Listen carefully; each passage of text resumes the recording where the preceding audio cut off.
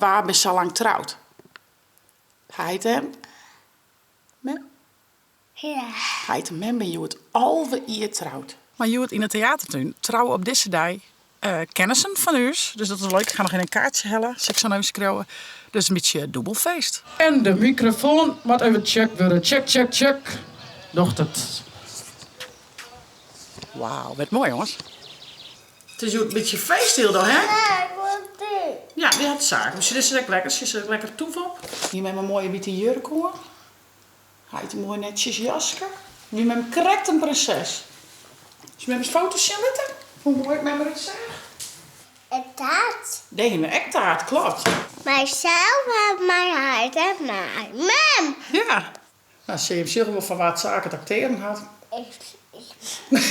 Oh nee, nu doe ik dat echt zeer. Nou, stop, schat. Zet hem maar aan de kant.